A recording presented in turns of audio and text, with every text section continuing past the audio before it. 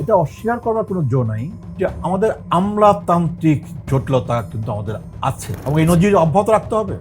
দায় স্বীকার করতে হবে, ভুল স্বীকার করতে হবে। দায় স্বীকার করার মধ্যে, ভুল স্বীকার করার মধ্যে কোনো দোষ আছে বলে আমি মনে করি না। আপনি ভুল করতেই পারেন। শেখ হাসিনা নিজেই আমাদের পার্শ্ববর্তী দেশে বসে বাংলাদেশকে অস্থিতিশীল করার জন্য, বাংলাদেশে আমাদের গণতান্ত্রিক অগ্রযাত্রা এটাকে ব্যাহত করার জন্যে, বাধাগ্রস্ত করার জন্যে শেখ হাসিনা তো মরিয়া হয়ে নানা দুষ্কর্ম অপকর্ম সংগঠিত করে চলেছেন। এই বাংলাদেশের জমিনে নিষিদ্ধ ঘোষিত আওয়ামী লীগের ফিরে আসবার কোনো সুযোগ, কোনো বাস্তবতা আছে বলে আমি মনে করি না। মাঝে মাঝে ওরা জানান দেয় বিদ্যুতের সমস্যা আছে, দ্রব্যমূল্যের সমস্যা আছে, আইন শৃঙ্খলার সমস্যা আছে, সড়কের সমস্যা আছে, নিরাপত্তার সমস্যা আছে। এটা অস্বীকার করা যাবে না। আমরা একটা ধ্বংসস্তূপের মধ্যে দাঁড়িয়ে আমাদের এই সরকার তার যাত্রা শুরু করে। গৃহপালিত বিরোধী দল বাংলাদেশে আমরা দেখতে চাই না।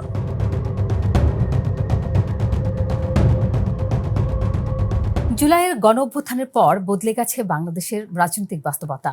নতুন সংসদ, নতুন রাজনৈতিক সমীকরণ, সংস্কারের প্রতিশ্রুতি, সব মিলিয়ে রাজনীতিতে এখন একদিকে প্রত্যাশা আর অন্যদিকে সাধারণ মানুষের প্রশ্ন, রাজনীতির এই বড় বড় পরিবর্তনের প্রভাব তাদের জীবনে কবে পড়বে? দ্রব্যমূল্য, কর্মসংস্থান, বিদ্যুৎ, আইন শৃঙ্খলা, জনগণের অগ্রাধিকার কি রাজনৈতিক বিতর্কে আড়াল হয়ে যাচ্ছে? আজ এসব প্রশ্নের উত্তর খুঁজতেই আমাদের সঙ্গে আছেন বিএনপির সংসদ সদস্য, জামালপুর ৩ আসনে নির্বাচিত প্রতিনিধি মোস্তাফিজুর রহমান বাবুল। দর্শক, তার আগে সবাইকে স্বাগত জানাচ্ছি বাংলা নিউজের সমসাময়িক অনুষ্ঠানে। আপনাদের সাথে আছে আমি মৌসুমী সুলতানা। মোস্তাফিজুর রহমান বাবুল, আপনাকে স্বাগত জানাচ্ছি বাংলা নিউজের সমসাময়িক অনুষ্ঠানে। আপনি ধন্যবাদ আপনাকে এই অনুষ্ঠানে আমাকে আমন্ত্রণ জানাবার জন্য। আপনাকেও অসংখ্য ধন্যবাদ, আপনি এত ব্যস্ততার মধ্যেও আমাদের স্টুডিওতে এসে সময় দিয়েছেন। মোস্তাফিজুর রহমান বাবুল, প্রথমে আপনার কাছে একটু জানতে চাইব, বর্তমানে যে সংসদ চলছে এই সংসদকে আপনি কিভাবে মূল্যায়ন করছেন? মানে জুলাই গণঅভ্যুত্থানের পর জনগণের মধ্যে যে একটা প্রত্যাশা তৈরি হয়েছিল, জনগণের এই প্রত্যাশা পূরণে বর্তমান সংসদ আসলে কতটা এগোতে পারছে বলে আপনি মনে করছেন? জুলাই আগস্টে অসংখ্য মানুষের আত্মদানের মধ্য দিয়ে একটি সফল গণ অভ্যুত্থান সংগঠিত হয়েছে।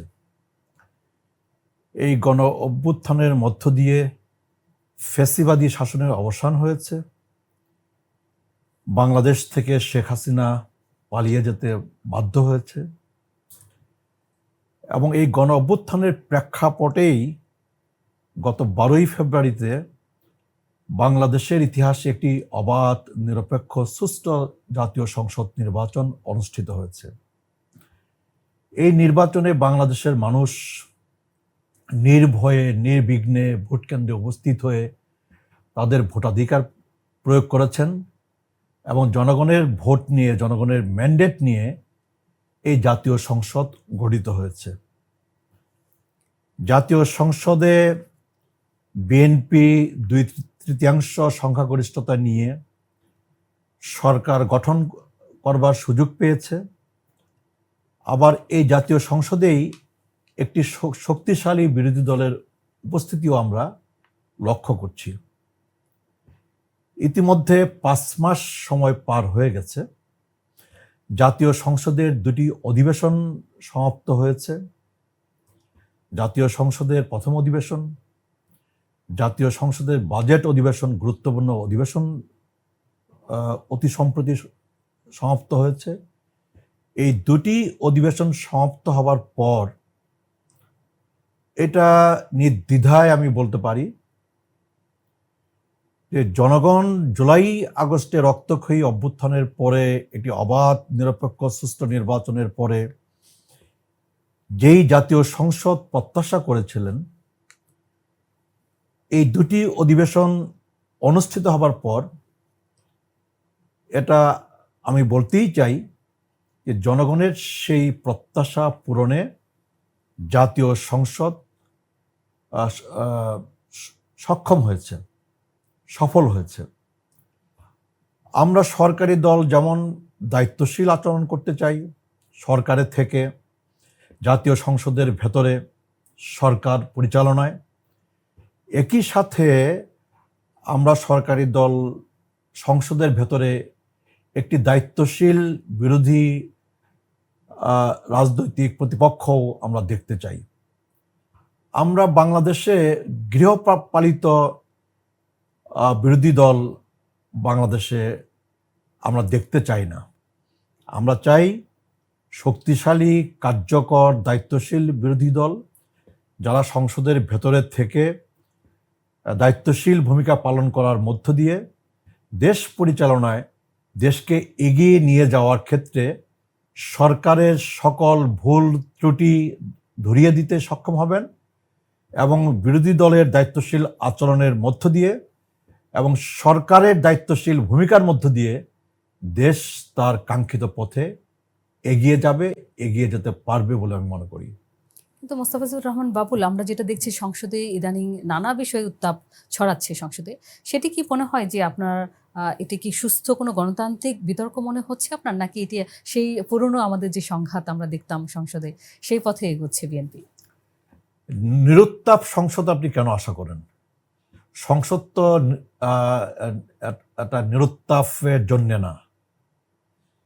সংসদে উত্তাপ থাকবে, সংসদে সরকারি দল বিরোধী দল তারা তর্ক বিতর্ক করবে, তারা যুক্তি তর্ক খণ্ডন করবে, পক্ষে বিপক্ষে বলবে, কখনো সংসদে উত্তাপ ছড়াবে, কখনো সংসদ থেকে বিরোধী দল ওয়াক আউট করবে। এ সব কিছু নিয়েই কিন্তু সংসদ, এ সব কিছু নিয়েই সংসদীয় রাজনীতির সৌন্দর্য। কাজেই উদ্বিগ্ন হওয়ার কিছু নাই, হতাশ হওয়ার কিছু নাই। আমি মনে করি সংসদ তার উপর আরোপিত দায়িত্ব পালন করে আপনার জাতির কাছে সংসদের যে প্রত্যাশা, সেই প্রত্যাশা পূরণে এগিয়ে যাচ্ছে। তার মানে আপনি বলছেন যে বর্তমানে যে সংসদের যে উত্তাপ আমরা দেখতে পাচ্ছি সেটা সুস্থ এবং সুষ্ঠু গণতান্ত্রিক চর্চায় আপনি বলছেন? অস্বাভাবিক কিছু না, স্বাভাবিক। এটা সংসদীয় রাজনীতির সৌন্দর্য। উত্তাপ থাকবে, তর্ক বিতর্ক থাকবে, কখনো কখনো ওয়াক আউট হবে, কখনো কখনো উচ্চস্বরে আপনার বক্তব্য রাখবেন বিরোধী দল কিংবা সরকারি দলের সদস্যরাও। এই সব কিছু নিয়েই তো সংসদীয় রাজনীতি, সংসদীয় ধারা রাজনীতি। সম্প্রতি আমরা যে ঘটনাটা ঘটে গেল, বিশেষ করে যে শিক্ষার্থীদের যে আন্দোলন এবং শিক্ষামন্ত্রী পদত্যাগের দাবিতে এটি সংসদেও উত্তাপ ছড়িয়েছে, একই সঙ্গে সারা বাংলাদেশে এটা নিয়ে আলোচনা হয়েছে, সমালোচনা হয়েছে। আপনি শিক্ষার্থীদের এই আন্দোলনকে কতটুকু যৌক্তিক মনে করতেন বা করছেন, বা তারা যে শিক্ষামন্ত্রী পদত্যাগ দাবি করেছিল সেটি কি কোনো যৌক্তিক কারণ আছে কিনা? না, শিক্ষামন্ত্রীর পদত্যাগ দাবির যৌক্তিকতা আছে বলে আমি মনে করি না। শিক্ষামন্ত্রী উনি নিজেই জাতীয় সংসদে উনি ৩০০ ধারায় উনি বিবৃতি দিয়ে উনি ওনার অবস্থানটা পরিষ্কার করেছেন। সরকারের অবস্থান, মন্ত্রণালয়ের অবস্থান এবং ওনার ব্যক্তিগত অবস্থানটা উনি পরিষ্কার করেছেন। উনি বলেছেন, যদি আমার কোনো বক্তব্যে আমাদের শিক্ষার্থীরা কষ্ট পেয়ে থাকে, সেই বক্তব্যের জন্য আমি দুঃখ প্রকাশ করছি, উনি নিজেই বলেছেন। উনি বলেছেন চট্টগ্রাম বোর্ডের পরীক্ষা স্থগিত করা হয়েছে। উনি বলেছেন ঢাকা বোর্ডের, অন্যান্য বোর্ডের যারা অতিবৃষ্টির কারণে, প্রাকৃতিক দুর্যোগের কারণে যারা পরীক্ষায় অংশগ্রহণ করতে পারে নাই তাদের আবার পরীক্ষা দেওয়ার সুযোগ দেওয়া হবে, সেই ঘোষণাও উনি দিয়েছেন। উনি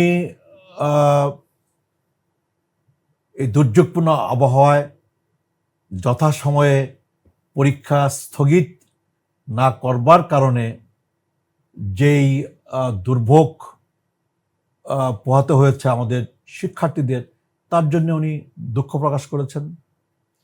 ফলে সংসদের ভেতরেই কিন্তু আপনার মাননীয় শিক্ষামন্ত্রী মহান জাতীয় সংসদের সামনে উনি ওনার অবস্থানটা পরিষ্কার করার মধ্য দিয়ে আমি মনে করি যে এই ইস্যুর একটি যৌক্তিক নিষ্পত্তি ইতিমধ্যে সম্পন্ন হয়েছে, করেছেন। কিন্তু মোস্তাফিজুর রহমান বাবুল, আমরা যেটা দেখেছি যে এটা তো পরে তিনি করেছেন, এটি আগে কেন হলো না? মানে এখানে কি মনে হয় যে আপনার যারা নীতি নির্ধারণী পর্যায়ে যারা আছেন তাদের সিদ্ধান্তহীনতা এর জন্য দায়ী, কিংবা যেসব শিক্ষার্থীরা আমরা দেখেছি যে তারা অনেক বৈরী আবহাওয়া, দুর্যোগপূর্ণ আবহাওয়াতে তারা পানি মানে একরকম সাঁতরেই তারা পরীক্ষা দিতে গিয়েছে, এই বিষয়গুলোকে আপনি কিভাবে দেখেন? সেই সময় সিদ্ধান্তটা কেন নেওয়া হলো না? সে কারণেই তো উনি দুঃখ প্রকাশ করেছেন। সে কারণেই তো উনি বলেছেন যারা পরীক্ষায় অংশগ্রহণ করতে পারে নাই তারা আবার পরীক্ষা দেওয়ার সুযোগ পাবে। এবং শিক্ষার্থীদের সম্পর্কে উনি ব্যক্তিগত আলাপচারিতায় ব্যক্তিগত বক্তব্য দিতে গিয়ে উনি ওনার কোনো বক্তব্যে, ওনার কোনো মন্তব্যে শিক্ষার্থীরা যদি কষ্ট পেয়ে থাকে তার জন্য উনি দুঃখ প্রকাশ করেছেন। এটা অস্বীকার করার কোনো জো নাই যে আমাদের আমলাতান্ত্রিক জটিলতা কিন্তু আমাদের আছে। যথাসময়ে যথাযথ সিদ্ধান্ত নেওয়ার বেলায় কোথাও কোথাও আমাদের ঘাটতি আছে, অস্বীকার করবার কোনো জো নাই। তড়িৎ সিদ্ধান্ত নেওয়া, তড়িৎ ব্যবস্থা গ্রহণ করা, কালক্ষেপণ না করা, যথাসময়ে যথাযথ সিদ্ধান্ত নেওয়া, এই জায়গাটাতে আমাদের কম বেশি সীমাবদ্ধতা এটা ছিল, এটা আছে।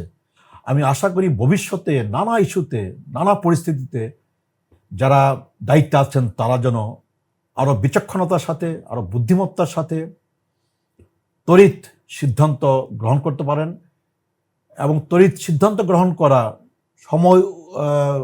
সময়চ্যুত সিদ্ধান্ত গ্রহণ করা, এটা রাজনীতির জন্যে, সরকার পরিচালনার জন্যে, দেশ পরিচালনার জন্যে এটা খুবই জরুরি।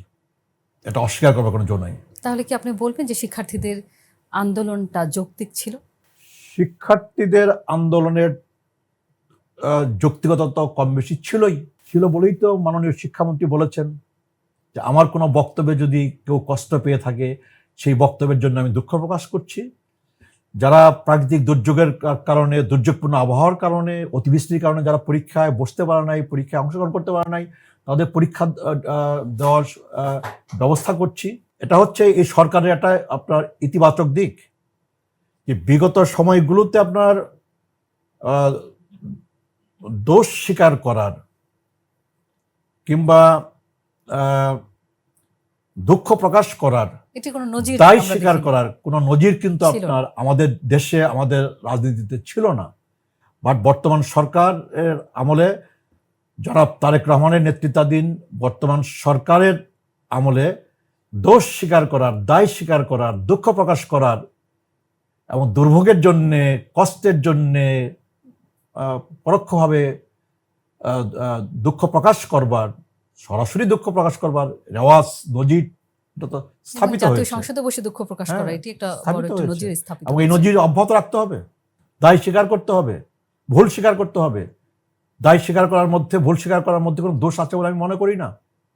আপনি ভুল করতেই পারেন, আপনি দায়িত্ব পালনে আপনার ব্যর্থতা থাকতে পারে, সীমাবদ্ধতা থাকতে পারে, সিদ্ধান্ত গ্রহণে আপনার ব্যর্থতা থাকতে পারে, সীমাবদ্ধতা থাকতে পারে, কিন্তু জাতির সামনে, জনগণের সামনে, কারণ আপনি একটা, আপনার জবাবদিহিতা আছে, দায়বদ্ধতা আছে, সেই জবাবদিহিতার জায়গা থেকে, দায়বদ্ধতার জায়গা থেকে দোষ স্বীকার করা, দায় স্বীকার করা, এটা তো কোনো অন্যায় না, দোষের না।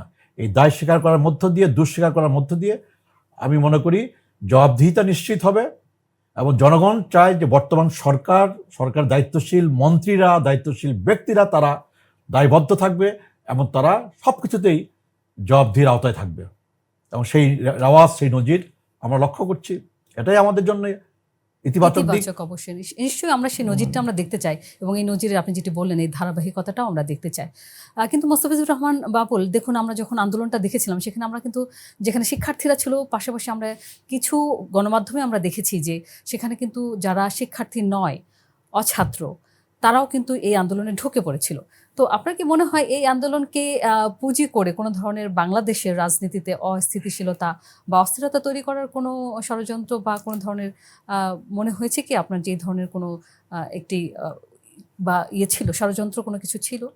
জুলাই আগস্ট উত্তর এই নতুন বাংলাদেশে, এই গণতান্ত্রিক বাংলাদেশকে অস্থির করে তোলার জন্যে বাংলাদেশকে অস্থিতিশীল করে তোলার জন্যে দেশে এবং বিদেশে চক্রান্তকারীরা বসে নাই।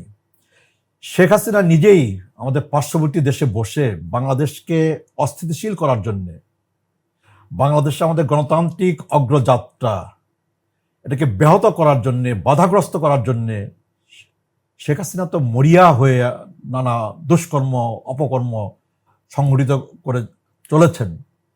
এবং দেশের ভেতরেও সেই শক্তির যারা অনুসারী তারা কিন্তু তারা বসে নাই। তারাও আপনার নানা ইস্যুতে, নানা অজুহাতে তারাও আপনার একটা পরিস্থিতি তৈরি করা যায় কিনা তার জন্যে তারা তৎপর। এখন আমার দায়িত্ব হচ্ছে যে যারা জুলাই আগস্টের মধ্য দিয়ে বিতাড়িত হয়েছে, যাদেরকে আমাদের জাতি ফ্যাসিবাদ বিরোধী শক্তি, গণতান্ত্রিক শক্তি যাদেরকে বিতাড়িত করেছে, আমাদের দায়িত্ব হচ্ছে যে সেই শক্তি যেন বাংলাদেশে ফিরে আসবার সুযোগ না পায়। বাংলাদেশের রাজনীতিতে সেই শক্তির জন্য ফিরে আসবার কোনো সুযোগ না থাকে। আমরা যারা আছি, যারা সরকারি দলে যারা আছি, বিরোধী দলে যারা আছি, আমাদের সবার দায়িত্ব হচ্ছে সচেতন থাকা, সতর্ক থাকা এবং দায়িত্বশীল থাকা, যাতে আমাদের কর্মকাণ্ডে, আমাদের রাজনৈতিক কর্মকাণ্ডে আমরা এমন কোনো সুযোগ আমরা না দিই যে সুযোগে ওই ফেসিবাদী শক্তি, ওই স্বৈরাচারী শক্তি আবার বাংলাদেশে ফিরে আসবার, বাংলাদেশের রাজনীতিতে আবার জায়গা নেওয়ার চেষ্টা করতে পারে। সেই সুযোগটা দেওয়া যাবে না। কাজেই আমাদের সকলকে, যারা ফেসিবাদ বিরোধী আন্দোলনে যারা ছিলাম, যারা একসাথে জুলাই আগস্টের রক্তক্ষয়ী অভ্যুত্থানের অংশীদার ছিলাম, যারা একসাথে নির্বাচন করলাম, যারা একসাথে জাতীয় সংসদে আছি, এমনকি যারা সংসদের বাইরেও যারা আছি, গণতান্ত্রিক শক্তি, আমাদের সকল গণতান্ত্রিক ফ্যাসিবাদ বিরোধী সকল শ্রেণী পেশার মানুষ সকলকেই আজকে সজাগ থাকতে হবে, সতর্ক থাকতে হবে এই প্রশ্নে যে আমাদের এমন কোনো কর্মকাণ্ড আমরা করতে পারি না, এমন কোনো রাজনৈতিক কার্যকলাপ আমরা করতে পারি না যে কার্যকলাপের মধ্য দিয়ে, যে কর্মকাণ্ডের মধ্য দিয়ে ফ্যাসিবাদের পুনরুত্থানের আশঙ্কা, সম্ভাবনা বাংলাদেশের রাজনৈতিক মাঠে, আমাদের দেশে তৈরি হয়। তার মানে আপনি বলতে চাচ্ছেন যে এই শিক্ষার্থীদের আন্দোলন ঘিরে একটা দুর্বিষিন্দ ছিল যে বর্তমান সরকারকে বেকায়দা ফেলানোর জন্য। সেটা তো অস্বীকার করা যাবে না। এই আন্দোলনে এই কোমলমতি শিক্ষার্থীদের সাথে যারা শিক্ষার্থী না, বিভিন্ন একটা বিশেষ রাজনৈতিক দলের এবং তাদের অঙ্গ সহযোগী সংগঠনের নানা পর্যায়ের তো নেতা কর্মীদের অংশগ্রহণ তো এই আন্দোলনে লক্ষ্য করা গেছে এবং গণমাধ্যমেও আপনার সেটি প্রচারিত হয়েছে। তো আমি গুরুত্ব দিতে চাই যে তারা তো তাদের চেষ্টা করবেই। বাংলাদেশে যদি একটা সুযোগ তৈরি হয় তো সেই সুযোগের সর্বোচ্চ সদ্ব্যবহার করার চেষ্টা তো ওরা করবে। আমরা যারা সরকারে আছি, যারা বাংলাদেশে এই ফ্যাসিবাদ বিরোধী শক্তি, যারা আমরা বাংলাদেশে রাজনৈতিক কর্মকাণ্ড করছি, আমাদের দায়িত্ব হচ্ছে সেই সুযোগটা না দেওয়া। আমরা সরকারি দল, আজকে যারা বিরোধী দল আছে, আমাদের সাথে মতের মিল থাকবে, মতের অমিল থাকবে, নানা ইস্যুতে আমরা দ্বিমত করব, কিন্তু একটা জায়গায় আমাদের মধ্যে একটা ঐকমত্য থাকতেই হবে। সেটি হচ্ছে যে আমরা যেন কোনো অবস্থাতেই ওই শক্তিকে কোনো পরিস্থিতি কাজে লাগাতে না দিই। এই প্রশ্নে আমাদের সবাইকে সজাগ থাকতে হবে, সতর্ক থাকতে হবে, এবং এই জায়গাটাতে আমাদের ঐক্যের কোনো বিকল্প আছে বলে আমি মনে করি না। তার মানে যে অস্থিতিশীল পরিস্থিতি একটা তৈরি করার চেষ্টা করা হচ্ছে, আপনারা যারা সরকার আছেন বা দল, আপনার সতর্ক অবস্থায় রয়েছেন, ষড়যন্ত্র থাকতেই হবে। কিন্তু এখানে আরেকটি প্রশ্ন চলে আসে, যেহেতু আপনি ফ্যাসিবাদের কথা বলছিলেন, সম্প্রতি নিষিদ্ধ ঘোষিত আওয়ামী লীগের যিনি তৎকালীন প্রধানমন্ত্রী ছিলেন শেখ হাসিনা, তিনি ঘোষণা দিয়েছেন তিনি ডিসেম্বরে দেশে ফিরবেন। এই বিষয়টাকে আপনি কিভাবে দেখছেন? তিনি কি দেশে ফিরে আসতে পারবেন, বা ভারত তাকে দেশে ফিরতে দিবে, নাকি বাংলাদেশ সরকার কি উদ্যোগ নিচ্ছে তাকে ফিরিয়ে আনার জন্য? আমরা তো একেবারে শুরু থেকেই বলছি যে আমরা শেখ হাসিনাকে ফেরত চাই, এবং আমাদের প্রতিবেশী দেশকে আমরা বারবার আহ্বান জানিয়েছি, সরকারিভাবে প্রতিবেশী দেশের কাছে বারবার আপনার আহ, আহ, চিঠি এটা পাঠানো হয়েছে, সরকারের পক্ষ থেকে যোগাযোগ করা হয়েছে যে আমরা বাংলাদেশে এই গণহত্যার অভিযোগে অভিযুক্ত, মানবতা বিরোধী হত্যাকাণ্ডের অভিযোগে অভিযুক্ত, দুর্নীতি, লুটপাট, গণতন্ত্র হত্যার অভিযোগে অভিযুক্ত এবং মানবতা বিরোধী যে অপরাধ ট্রাইব্যুনালে বিচারিক প্রক্রিয়ার মধ্য দিয়ে সর্বোচ্চ সাজা মৃত্যুদণ্ডপ্রাপ্ত আসামি শেখ হাসিনাকে তো আমরা বাংলাদেশে ফেরত চাই। এই দাবি আমাদের সকলের দাবি, দেশবাসীর দাবি, আমাদের দলের দাবি, আমাদের সরকারের দাবি, সকল দলের দাবি। আমরা চাই শেখ হাসিনাকে ফেরত দেওয়া হোক এবং শেখ হাসিনা ফেরত আসুক, ফেরত দেওয়া হোক এবং শেখ হাসিনাকে আমরা আইনি প্রক্রিয়ার মধ্য দিয়ে তার সর্বোচ্চ সাজা মৃত্যুদণ্ড এটা কার্যকর হোক, এটা আমরা চাই। কিন্তু শেখ হাসিনা বলেছেন যে তিনি বাংলাদেশে ফেরত এসে ডিসেম্বরে ফেরত এসে তিনি তাদের যে শীর্ষ পর্যায়ের নেতাকর্মীরা রয়েছেন তাদেরকে সাথে নিয়ে তিনি আত্মসমর্পণ করবেন। আসলে বাংলাদেশে যদি শেখ হাসিনা ফেরত আসে তাহলে কি হতে পারে? শেখ হাসিনার ভাগ্যে আসলে কি ঘটতে পারে? বাংলাদেশে শেখ হাসিনা ফেরত, আমরা তাকে ফেরত চাই, উনি ফেরত আসুক। উনি ফেরত আসবেন, ওনাকে গ্রেপ্তার করা হবে। উনি ফেরত আসবেন, ওনাকে আইনের আওতায় আনা হবে।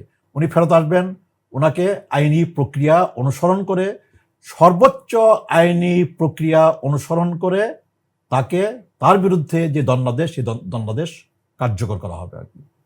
আমরা হচ্ছে শেখ হাসিনা বাংলাদেশে ফেরত আসলেই তিনি গ্রেপ্তার হবেন এবং তার যে মৃত্যুদণ্ড সাজা দিয়েছে স্পেশাল ট্রাইব্যুনাল, সর্বোচ্চ আইনি প্রক্রিয়া সম্পন্ন করে শেষ করে তারপর তার সাজাটা আপনারা বাস্তবায়ন চান এবং সর্বোচ্চ স্বচ্ছতা নিশ্চিত করে।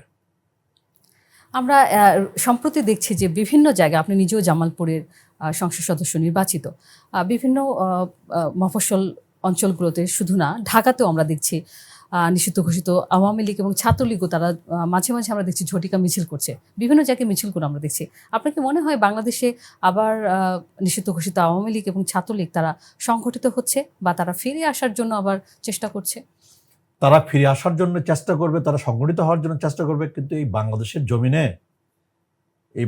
জমিনে নিষিদ্ধ ঘোষিত আওয়ামী লীগের ফিরে আসবার কোনো সুযোগ, কোনো বাস্তবতা আছে বলে আমি মনে করি না। মাঝে মাঝে ওরা জানান দেয়, ঝটিকা মিছিল করে তারা হারিয়ে যায় এবং সোশ্যাল মিডিয়াতে তাদের উপস্থিতি তারা জানান দেয়, অথবা মেইন স্ট্রিম সংবাদ মাধ্যম, গণমাধ্যমে তাদের উপস্থিতি তারা জানান দেয়। কিন্তু এর মধ্য দিয়ে এই আওয়ামী লীগ বাংলাদেশে গণতন্ত্র হত্যা করেছিল, যে আওয়ামী লীগ বাংলাদেশে ভোটের অধিকার কেড়ে নিয়েছিল,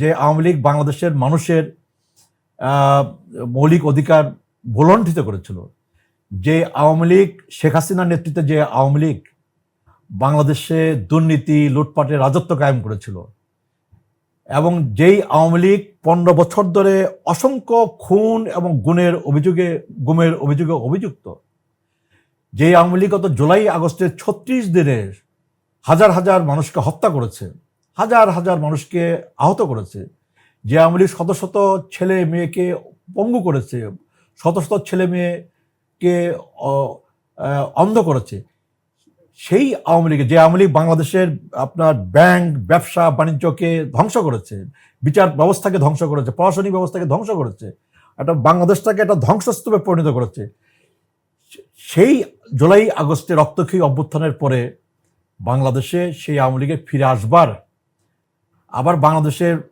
পুনর্বাসিত হবার কোনো সুযোগ আছে বলে আমি মনে করি না। দুনিয়ার ইতিহাসে ফেসিবাদী শক্তি, বিতাড়িত শক্তি ফিরে আসবার কোনো নজির নাই।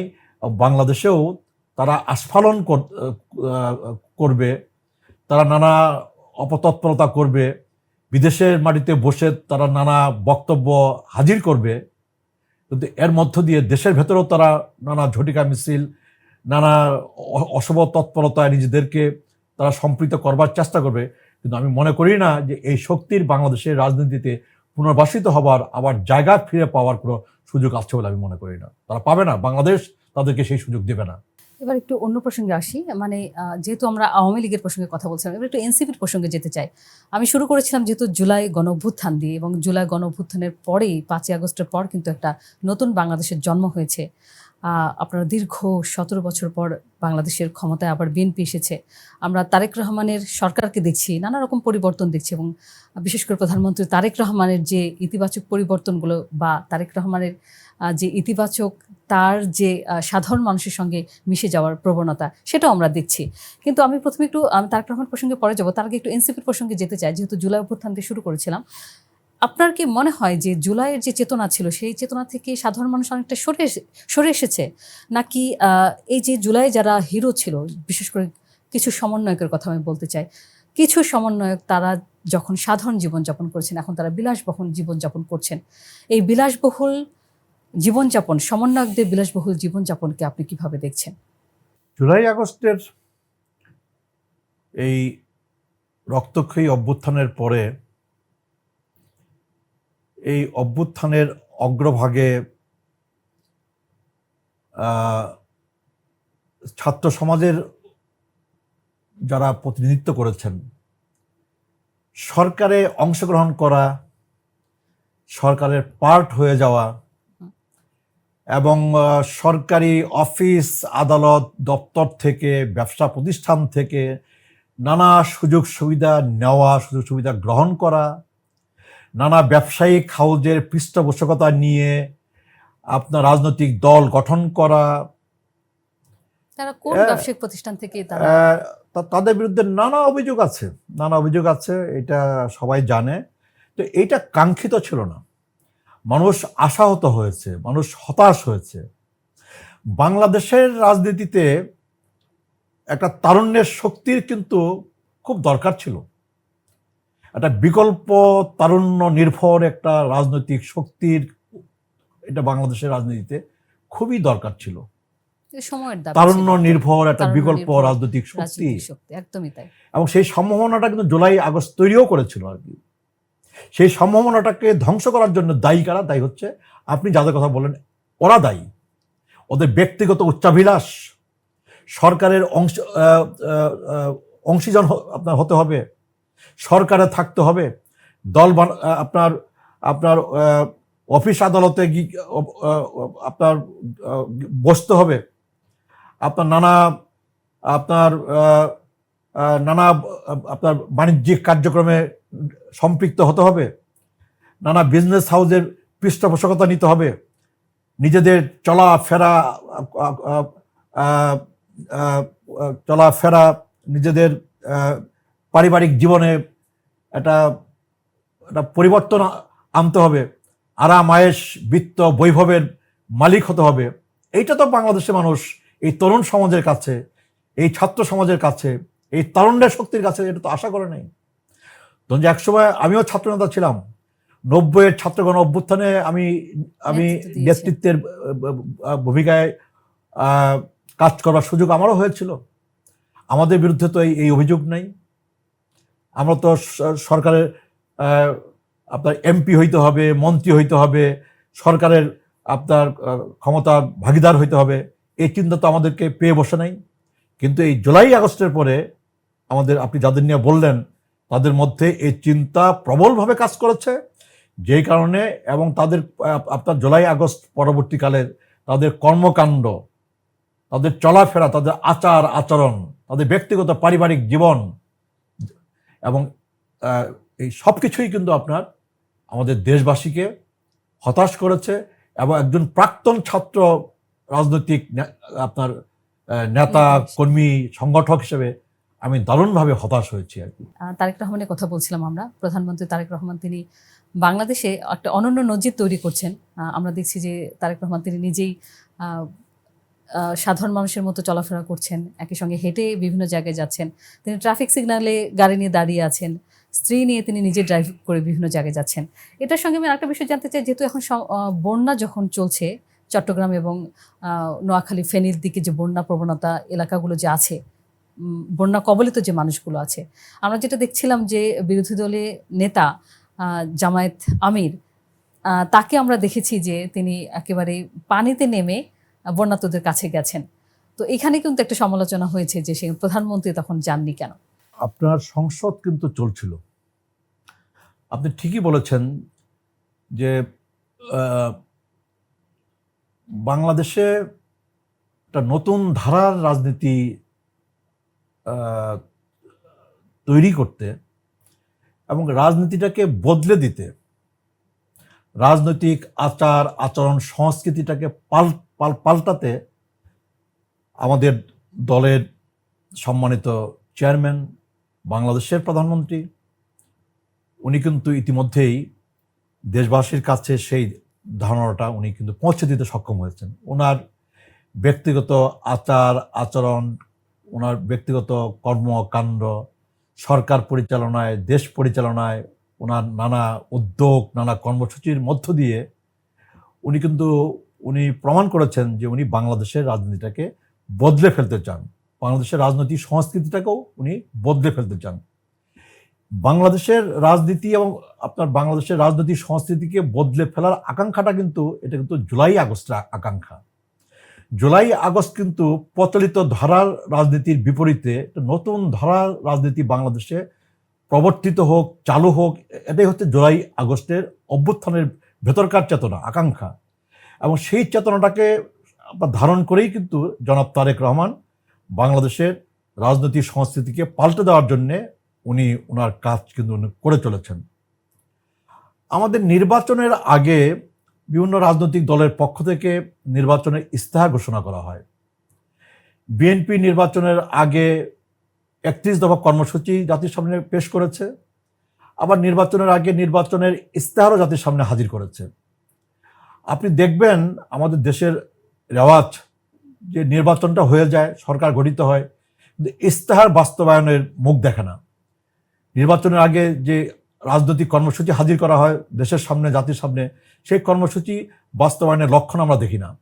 এই প্রথম আমরা বলি যে আপনার ভোটের যে কালি, সেই কালি মুছে যাওয়ার আগেই আপনার শহীদ প্রেসিডেন্ট জিয়াউর রহমানের যে আপনার যোগ্য উত্তরসূরি এবং দেশনেত্রী এবং খালেদা জিয়ার যোগ্য উত্তরসূরি জনাব তারেক রহমান, উনি নির্বাচনের আগে এবং ওনার দেওয়া দলের দেওয়া যে নির্বাচনী ইস্তেহার এবং এবং এবং আপনার 31 দফা কর্মসূচি, সেই 31 দফার কর্মসূচি এবং কর্মসূচির আলোকে নির্বাচনী ইস্তেহার এবং সেই ইস্তেহারে দেওয়া ওনার যে কর্মসূচি, সেটা ফ্যামিলি কার্ড হোক, কৃষক কার্ড হোক, সেটা আপনার আমাদের ক্রীড়াবিদদের জন্য কার্ড হোক, সেটা প্রবাসী কার্ডের প্রস্তুতিও চলছে, হেলথ কার্ডের প্রস্তুতি চলছে, আমাদের মসজিদের ইমাম মুয়াজ্জিনদেরকেও আপনার সম্মানী আপনার ইতিমধ্যে আপনার দেওয়া শুরু হয়েছে, এবং নানা উদ্যোগ, নানা কর্মসূচি কিন্তু নির্বাচনী ইস্তেহারের আলোকে, 31 দফার আলোকে উনি কিন্তু একের পর এক কিন্তু বাস্তবায়িত করে উনি চলেছেন।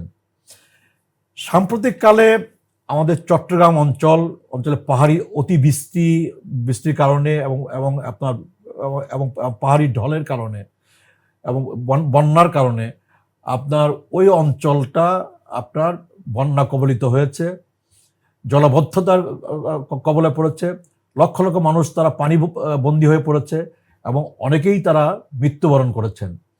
এবং আমাদের সংসদ তখন চলমান ছিল, এবং সংসদ চলমান থাকা অবস্থায় আমাদের মাননীয় প্রধানমন্ত্রীর নির্দেশে আমাদের দুর্যোগ ব্যবস্থাপনা এবং ত্রাণমন্ত্রী উনি উনি উনি চট্টগ্রামে উনি চলে গেছেন। আমাদের বিদ্যুৎ এবং জ্বালানি প্রতিমন্ত্রী অনিন্দ ইসলাম আপনার অমিত, তাকে মাননীয় প্রধানমন্ত্রী বিশেষ দায়িত্ব দিয়ে ওই এলাকায় পানিবন্দী মানুষের মধ্যে উদ্ধার অভিযান পরিচালনা করা এবং ত্রাণ কার্য পরিচালনা করার আপনার যাবতীয় কর্মকাণ্ডের সমন্বয় করবার জন্য আমাদের দুর্যোগ ব্যবস্থাপনা মন্ত্রী এবং আপনার বিদ্যুৎ জ্বালানি প্রতিমন্ত্রী এবং সেই সাথে চট্টগ্রাম অঞ্চলে আমাদের যারা সরকারের আরও যারা মন্ত্রী প্রতিমন্ত্রী যারা আছেন ওনারা, এবং ওই এলাকায় আমাদের সরকার দলীয় সকল সংসদ সদস্য, তারা কিন্তু আপনার একেবারে আপনার শুরু থেকে কিন্তু তারা দায়িত্ব পালন করছেন মাননীয় প্রধানমন্ত্রীর নির্দেশনা অনুযায়ী। এবং হ্যাঁ, এই প্রাকৃতিক দুর্যোগের মধ্যে আমাদের সরকারের প্রধানমন্ত্রী যেমন সার্বক্ষণিক যোগাযোগ রাখছেন, সার্বক্ষণিক আপনার মনিটর করছেন, এবং মন্ত্রীরা দায়িত্ব পালন করছেন, এমপিরা দায়িত্ব পালন করছেন, সরকারি দল দায়িত্ব পালন করছেন, একই সাথে আমাদের বিরোধী দল তারাও কিন্তু তাদের সাধ্যমতো কিন্তু দায়িত্ব পালন করছেন। আমরা মনে করি ওই এলাকার দুর্যোগটা এটা আমাদের সকলের দুর্যোগ, প্রাকৃতিক দুর্যোগ, ওই এলাকার দুর্যোগ, দেশের দুর্যোগ। এই দুর্যোগ মোকাবেলায় আমাদের সরকারি দল, বিরোধী দল, আমরা সবাই মিলেই মাননীয় প্রধানমন্ত্রীর তত্ত্বাবধানে, মাননীয় প্রধানমন্ত্রীর নির্দেশনায় আমরা এই দুর্যোগ মোকাবেলায় আমরা আমাদের সর্বশক্তি দিয়েই চেষ্টা করছি।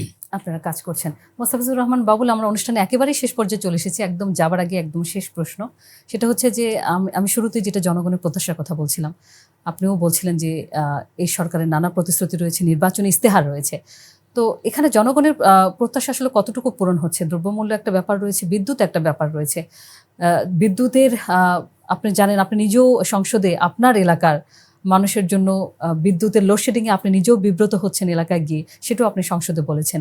তো আপনার এলাকার সমস্যার সমাধান কি হয়েছে কিনা, আর সর্বোপরি মানুষের এই যে চাহিদাগুলো রয়েছে এটু কি আপনার সরকার পূরণ করতে পারছে কিনা? মানুষের সমস্যা আছে, বিদ্যুতের সমস্যা আছে, দ্রব্যমূল্যের সমস্যা আছে, আইন শৃঙ্খলার সমস্যা আছে, সড়কের সমস্যা আছে, নিরাপত্তার সমস্যা আছে, এটা অস্বীকার করা যাবে না। আমরা একটা ধ্বংসস্তূপের মধ্যে দাঁড়িয়ে আমাদের এই সরকার তার যাত্রা শুরু করেছে। সরকারের বয়স মাত্র 5 বছর। আমাদের বিদ্যুৎ ব্যবস্থা একটা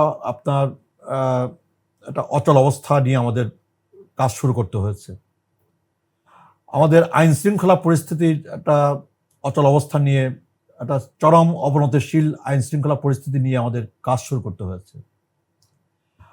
আমাদের দ্রব্যমূল্যের ঊর্ধ্বগতি, আমাদের একটা সিন্ডিকেট বাণিজ্য নিয়ে আমাদের কাজ শুরু করতে হয়েছে।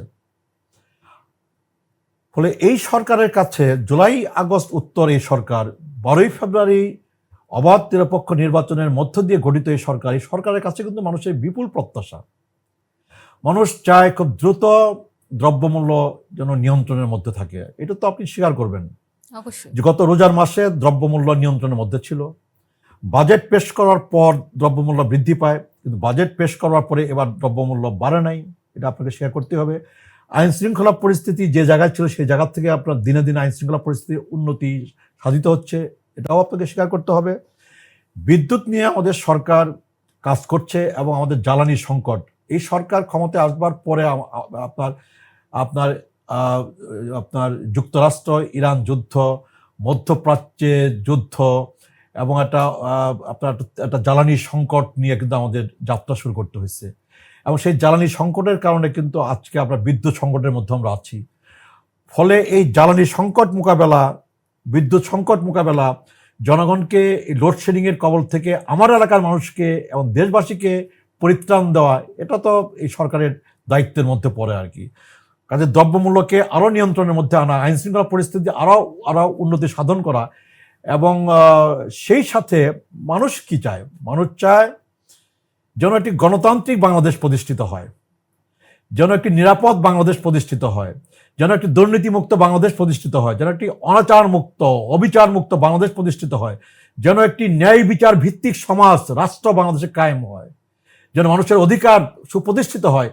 এমন একটি বাংলাদেশের জন্যই কিন্তু জুলাই আগস্টের রক্তক্ষয়ী অভ্যুত্থান, এমন একটি বাংলাদেশের জন্যই তো আমাদের মুক্তিযুদ্ধ, 71-এর সেই আমাদের 30 লক্ষ শহীদের আত্মদান, এমন একটি বাংলাদেশের জন্যই তো 90-এর সেই ছাত্রগণ অভ্যুত্থান, এমন একটি বাংলাদেশের জন্যই এই জুলাই আগস্টের এত রক্ত, এত মৃত্যু। আমরা আশা করি যে বর্তমান সরকারের কাছে বিপুল প্রত্যাশা আমাদের দেশবাসীর, আমাদের জনগণের। বর্তমান সরকার এবং বর্তমান সরকার প্রধান মাননীয় প্রধানমন্ত্রী, উনি বাংলাদেশের মাটি স্পর্শ করে উনি বলেছেন আই হ্যাভ এ প্ল্যান। এবং আমরা আশা করি, আমরা বিশ্বাস রাখতে চাই, জনগণকে বলবো বিশ্বাস রাখতে, আস্থা রাখতে, যে মাননীয় প্রধানমন্ত্রী উনি সৎ থেকে, নীতিবান থেকে, আদর্শবান থেকে, দেশের প্রতি দায়বদ্ধ থেকে, জনগণের প্রতি বিশ্বস্ত থেকে উনি ওনার ঘোষিত আই হ্যাভ এ প্ল্যান, সেই প্ল্যান উনি বাস্তবায়নের পথেই উনি আছেন। আমরা আশা করি যে উনি ওনার টিমকে নিয়ে, আমাদের সকলকে নিয়ে, বিরোধী দলকেও পাশে নিয়ে, দেশবাসীকে সাথে নিয়ে উনি ওনার প্ল্যান বাস্তবায়ন করার মধ্য দিয়ে আমাদের কাঙ্ক্ষিত বাংলাদেশ, আমাদের জুলাই আগস্টের ভেতর দিয়ে আমাদের চেতনার বাংলাদেশ, সেই বাংলাদেশ কায়েম করা, প্রতিষ্ঠিত করা সম্ভবপর হবে। আমরা আসলে যারা জনগণ রয়েছে তাদেরও অনেক প্রত্যাশা রয়েছে এবং জনপ্রত্যাশা আসলে কি, আপনি নিজেও একজন ছাত্রনেতা ছিলেন, একই সঙ্গে আপনি 90-এর গণ অভ্যুত্থানে আন্দোলনে নেতৃত্ব দিয়েছেন, আজকে বাংলাদেশ সরকারের নীতি নির্ধারণী পর্যায়ে আছেন। তো আপনি নিশ্চয়ই জনমানুষের যে চাহিদা, গণমানুষ আসলে কি চায়, সাধারণ মানুষের কি প্রত্যাশা রয়েছে, সেটি নিশ্চয়ই আপনিও জানেন এবং নিশ্চয়ই আপনি তাদের হয়েই কাজ করবেন সংসদে, সেটি আমাদের প্রত্যাশা থাকলো।